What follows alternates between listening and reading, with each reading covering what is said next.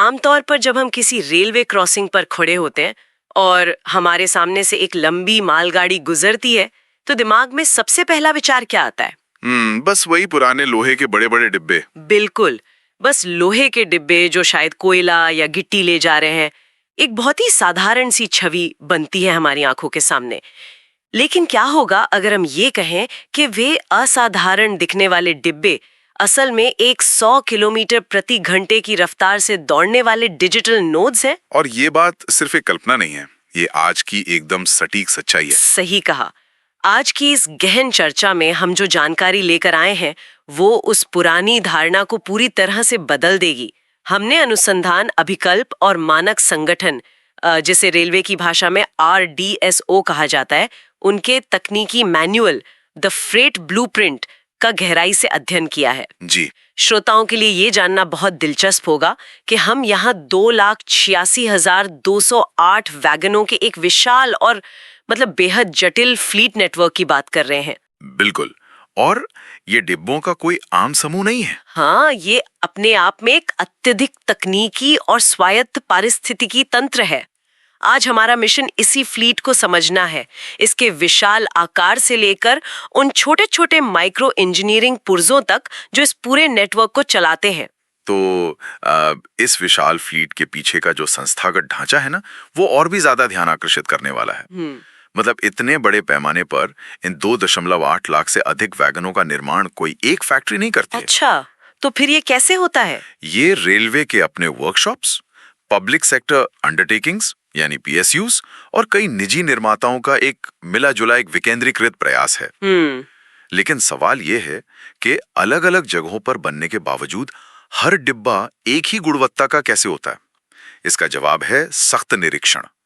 पटरियों पर उतरने से पहले हर wagon quality assurance mechanical RDSO के अंतिम क्वालिटी चेक से गुजरता है। आधार पर डिजाइन किया जाता है। और माल भाड़ा परिवहन का भविष्य किस दिशा में जा रहा है? बिल्कुल।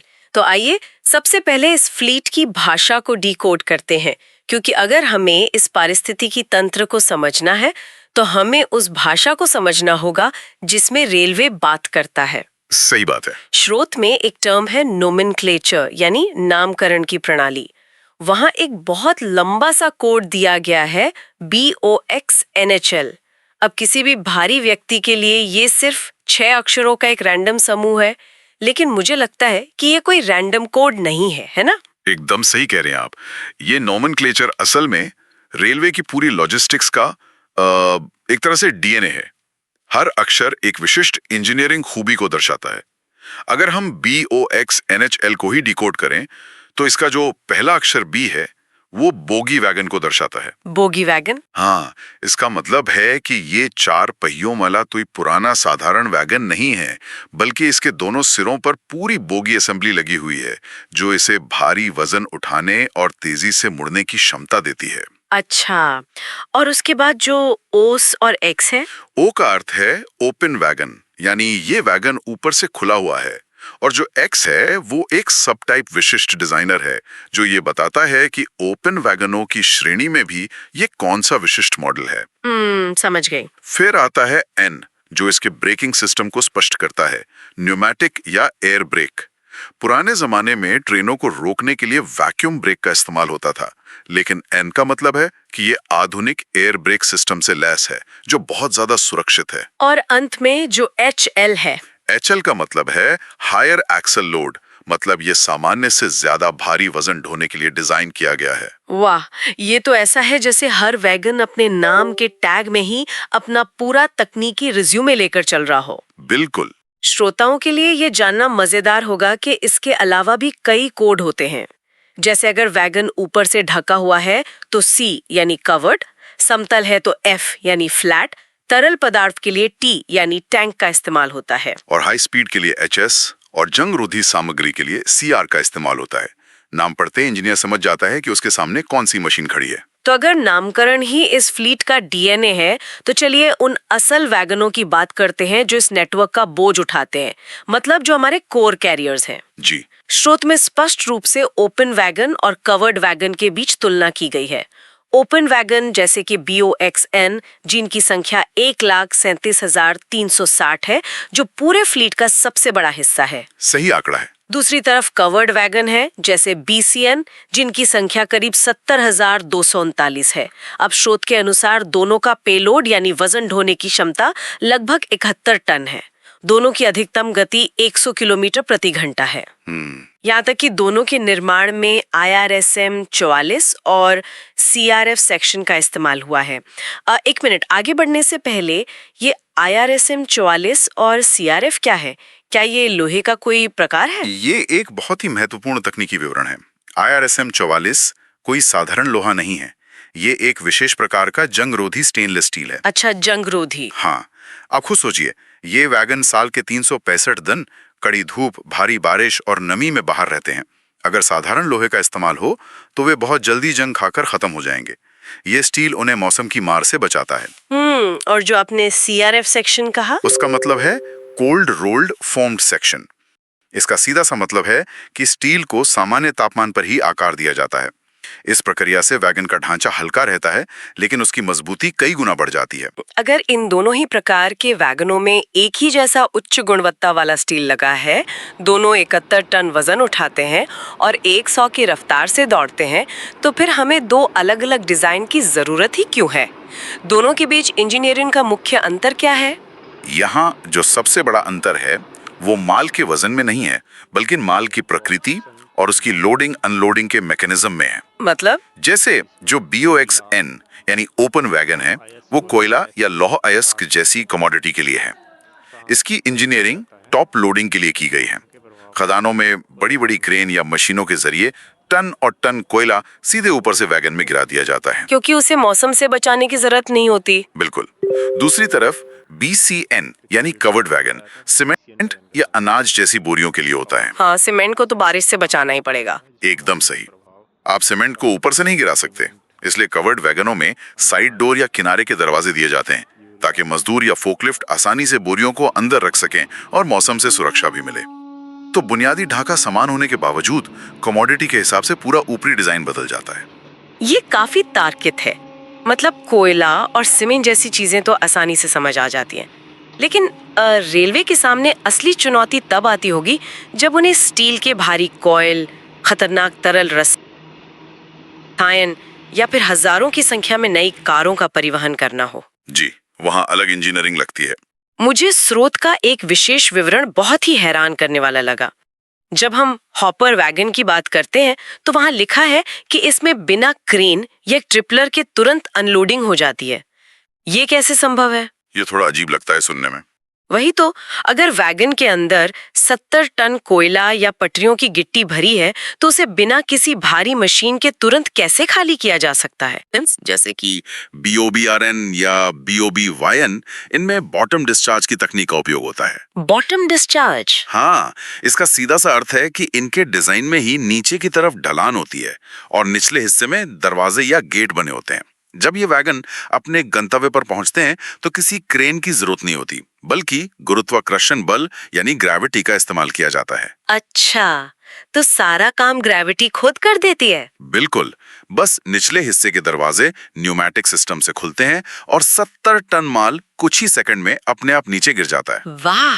थर्मल पावर प्लांट्स में रैपिड डिस्चार्ज के लिए इसी वैगन का इस्तेमाल होता है, जहां ट्रेन चलते चलते ही कोयला गिरा देती है और पटरियों पर गिट्टी बिछाने के लिए BOBSN का इस्तेमाल होता है, जो साइड डिस्चार्ज करता है। वैगन्स जैसे BRNA या BFNS, इनकी सबसे बड़ी विशेषता उनका पेलोड टू टेयर अनुपात है। पेलोड टू टेयर? हाँ, टेयर का मतलब है खाली वैगन का अपना वजन, और पेलोड यानी वो कितना माल उठा सकता है।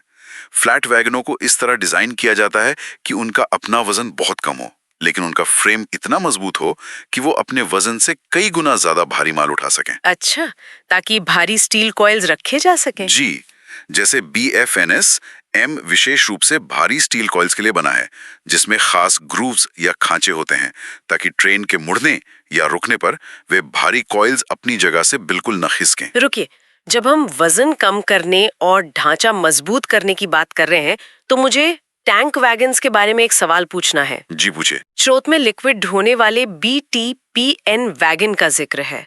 लेकिन वहाँ एक नई तकनीक का उल्लेख है, BTFLN का फ्रेमलेस डिजाइन। मैं इसे समझने की कोशिश कर रही हूँ। आमतौर पर किसी भी भारी वाहन का एक मजबूत बेस या चैसिस होता है जिस पर पूरा वजन टिका होता है। तो बिना फ्रेम के कोई वाहन कैसे चल सकता है, खासकर जब वो हजारों लीटर ज्वलनशील पेट्रोलियम ले जा रहा हो? क्या फ्रेमलेस डिजाइन से दुर्घटना के समय उसके बीच से टूट जाने का खतरा नहीं बढ़ जाता? ये बहुत ही लाजमी सवाल है। सुनने में ये थोड़ा अजीब लगता है कि इतने भारी वाहन में चैसिस ही ना हो। हाँ। पारंपरिक वैगनों में एक भारी अंडरफ्रेम होता है जो ट्रेन के चलने पर लगने वाले खिंचाव और रुकने पर लगने वाले झटके को सहता है। लेकिन इस टैंक वैगन में इंजीनियरों ने एक अलग ही रास्ता चुना। उन्होंने अंडरफ्रेम को पूरी तरह हटा दिया। तो फिर झटके कौन सहता है? खुद वो बैरल जिसमें तरल पदार्थ भरा होता है। क्या बात कर रहे हैं? सच में बैरल की धातुओं की संरचना और उसकी वेल्डिंग को इतना मजबूत और विशेष रूप से डिजाइन किया जाता है कि वो न सिर्फ तरल पदार्थ को सुरक्षित रखे बल्कि ट्रेन के सारे झटके और खिंचाव भी खुद ही सह लें। अच्छा। वो बैरल ही फ्रेम का काम करता है। ये कोई कमजोरी नहीं बल्कि एक अत्यधिक सुरक्षित सेल्फ सपोर्टिंग संरचना है। इसका सबसे बड़ा फायदा यह है कि भारी फ्रेम हट जाने से वैगन का अपना वजन कई टन कम हो जाता है। अब उसी एक्सल लिमिट के भीतर हम कई हजार लीटर ज्यादा पेट्रोलियम ले जा सकते हैं। अद्भुत। मतलब सुरक्षा से कोई समझौता किए बिना पेलोड क्षमता को बढ़ा दिया। इसी तरह स्पेस यानी जगह को अधिकतम करने का एक और बेहतरीन उदाहरण स्रोत में है। ऑटो कार वैगन्स जैसे BCA, CBM या BCCN। हाँ, क्योंकि जब हम नई कारों या ऑटोमोबाइल के परिवहन की बात करते हैं तो वहाँ वजन की समस्या नहीं होती बल्कि वॉल्यूम या जगह की चुनौती होती है। इसलिए इन वैगनों में डबल डेकर लोडिंग की सुविधा होती है। Double decker? जी, और सबसे दिलचस्प फीचर है इनका मूवेबल मिडिल डेक। ये कैसे काम करता है? ये बीच का डेक हाइड्रोलिक रूप से ऊपर या नीचे किया जा सकता है। मान लीजिए आपको छोटी हैचबैक कारें भेजनी है तो डेक की ऊंचाई अलग होगी। अगर बड़ी SUV भेजनी है तो डेक को एडजस्ट किया जा सकता है। वाह, ये तो बहुत स्मार्ट है। और क्योंकि इन्हें भारी वजन नहीं बल्कि ज्यादा जगह घेरने वाला माल ढोना है, इसलिए इनमें एक विशेष प्रकार की LCCF बोगी का उपयोग होता है। LCCF यानी लो वेट कास्ट स्टील फ्रेम। ये बोगी हल्की होती है जो 100 किलोमीटर प्रति घंटे की गति से कारों को सुरक्षित पहुंचाती है। अब यहाँ से मुझे लगता है कि हमें उस हिस्से पर आना चाहिए जो इस पूरी भारी भरकम संरचना को असल में पटरी पर टिकाए रखता है। हमने वैगन के ऊपरी हिस्से, उसके डिजाइन और पेलोड की बात कर ली। बिल्कुल। लेकिन 71 टन के पेलोड को 100 किलोमीटर प्रति घंटे की रफ्तार से ले जाना और फिर उसे सुरक्षित रोकना, ये कोई छोटा काम नहीं है। अगर हम मान लें कि वैगन एक शरीर है तो स्रोत में बार बार उल्लिखित कैसनब और CTRB क्या है? क्या ये उस शरीर के पैर हैं? ये उपमा बहुत सटीक है। अगर वैगन शरीर है तो बोगी उसके पैर हैं। भारतीय रेलवे के मालभाड़ा फ्लीट की जो रीढ़ की हड्डी है वो कैसनब 22 बोगी है। इसके भी कुछ वेरिएंट्स स्रोत में लिखे हैं जैसे NLB, HS। जी हाँ, HS का मतलब है हाई स्पीड, जो तेज गति के लिए अनुकूलित है। ये बोगियां ही वैगन का पूरा वजन सहती हैं और पटरियों के घुमाव और झटकों को अवशोषित करती हैं। अब जहां हमें 25 टन के सुपर हेवी लोड की जरूरत होती है, वहां रेलवे नवीनतम LWLH-25 बोगी तकनीक का उपयोग कर रहा है। और ये CTRB क्या है? स्रोत कहता है कि इसका वजन सिर्फ 34.3 किलोग्राम है। CTRB का पूरा नाम है कार्ट्रिज टेपर रोलर बियरिंग। आपने साइकिल या मोटर बाइक के पहियों में बियरिंग देखे होंगे। हाँ बिल्कुल। यहाँ क्लास E CTRB का उपयोग होता है। इसका काम है पहिए के धुरे यानी एक्सल को बॉगी से जोड़ना और ये सुनिश्चित करना कि 100 की स्पीड पर टन और टन का वजन बिना किसी घर्षण के पहियों पर घूमता रहे। सिर्फ 34 किलो का एक पुर्जा इतने बड़े घर्षण को कैसे संभालता है? इसकी बनावट ही इसका रहस्य है।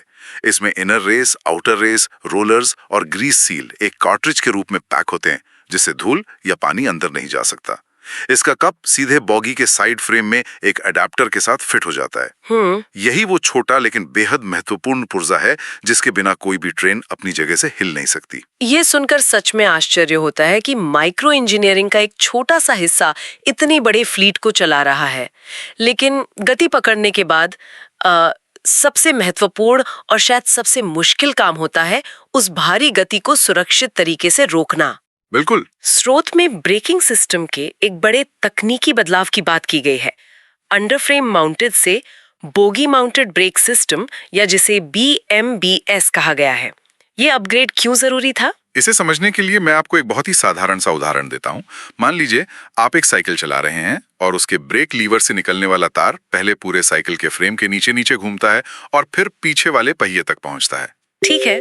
ऐसे में क्या होगा, जब आप ब्रेक लगाएंगे तो वो लंबा तार खींचेगा, कुछ बल फ्रेम में बर्बाद हो जाएगा और पहिए तक ब्रेक पहुंचने में कुछ मिली सेकेंड्स की देरी होगी। और 100 की रफ्तार पर 71 टन वजन के साथ कुछ मिली सेकेंड की देरी भी विनाशकारी हो सकती है। एकदम सही। पुराने अंडर फ्रेम माउंटेड सिस्टम में यही होता था।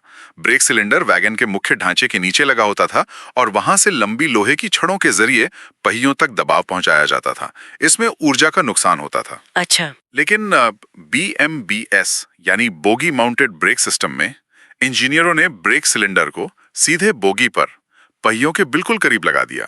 मतलब साइकिल का ब्रेक लीवर सीधे पहिए के पास लगा दिया। एकदम सही समझे आप। इसमें 300 मिलीमीटर का ब्रेक सिलेंडर और 75 लीटर का ऑक्सिलरी रिजर्वायर होता है। जब लोको पायलट ब्रेक लगाता है तो भारी शक्ति सीधे और तुरंत पहिए तक पहुंचती है, कोई ऊर्जा बर्बाद नहीं होती। वाह। ये भारी भार और उच्च गति पर तत्काल नियंत्रण के लिए एक क्रांतिकारी बदलाव था। और इसी सुरक्षा प्रणाली का एक और अहम हिस्सा होता है ट्रेन के सबसे पीछे लगा गार्ड का डिब्बा, जिसे हम ब्रेक वैन कहते हैं। जी हाँ, अगर ट्रेन 100 की स्पीड पर दौड़ रही है तो गार्ड के लिए वो सफर बहुत मुश्किल हो सकता है। बिल्कुल, इतने झटके लगते होंगे। इसीलिए BVZI मॉडल को विशेष रूप से डिजाइन किया गया है, जिसमें मालगाड़ी की बोगी नहीं बल्कि ICF बोगी लगाई गई है। वही बोगी जो यात्री ट्रेनों में इस्तेमाल होती है, ताकि गार्ड को झटके कम लगे और आरामदायक सवारी मिल सके। और एक और मॉडल का भी जिक्र है ना? जी, BVCM मॉडल। इसमें कैशनाब 22 HS बोगी के साथ उन्नत सुविधाएं दी गई हैं। ये सारी इंजीनियरिंग और तकनीकी प्रगति अपनी जगह बिल्कुल सही है। हमने लोहे के डिब्बे से लेकर उसके ब्रेक और बेयरिंग तक सब समझ लिया, लेकिन अब एक बहुत ही व्यवहारिक सवाल उठता है। जी बताइए।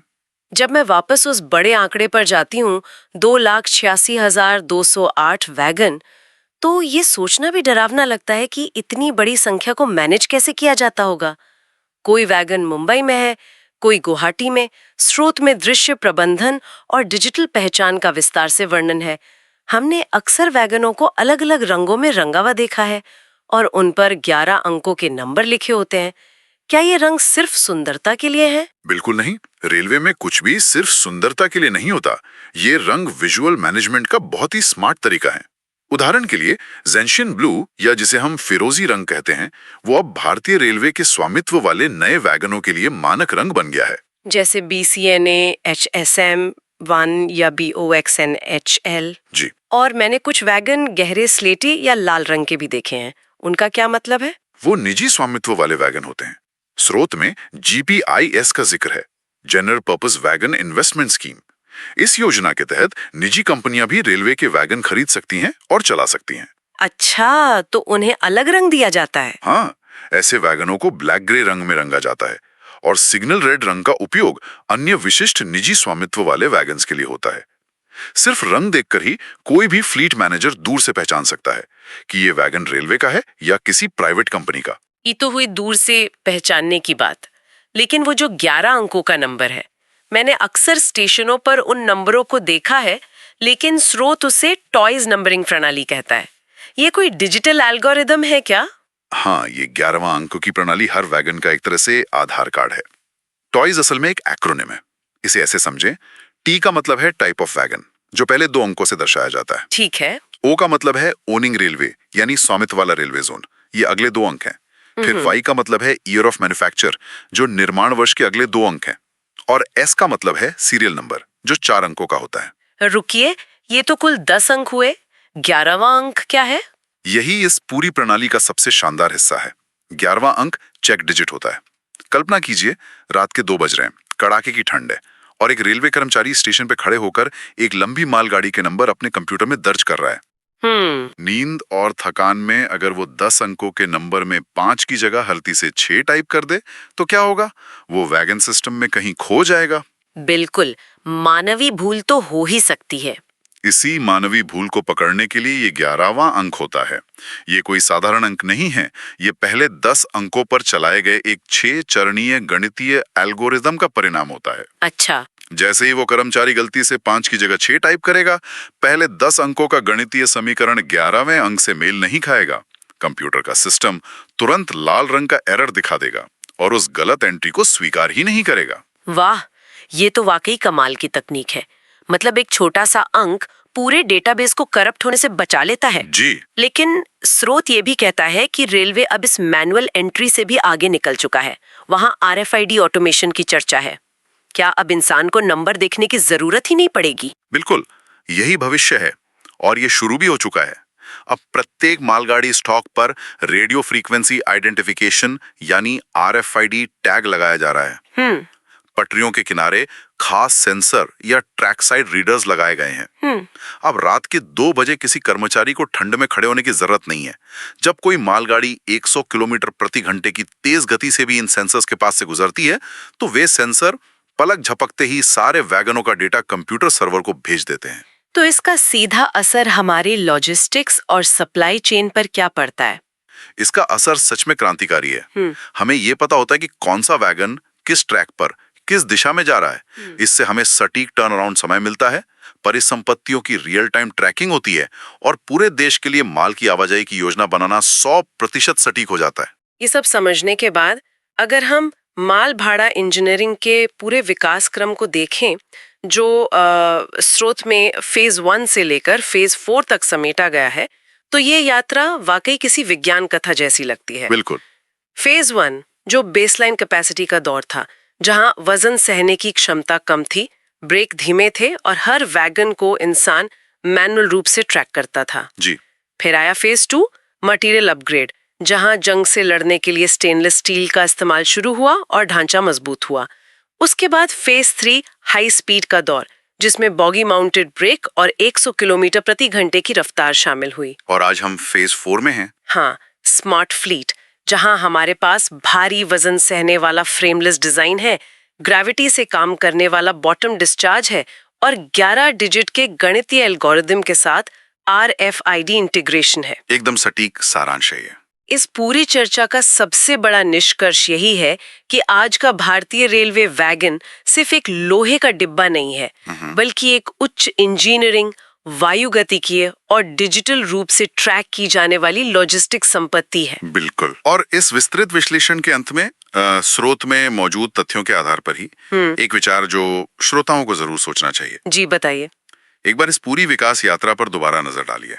मैनुअल ट्रैकिंग से लेकर RFID और सेंसर वाले इस सफर को देखें। जब देश की अर्थव्यवस्था को गति देने वाला हर एक वैगन बिना किसी मानवीय हस्तक्षेप के 100 किलोमीटर प्रति घंटे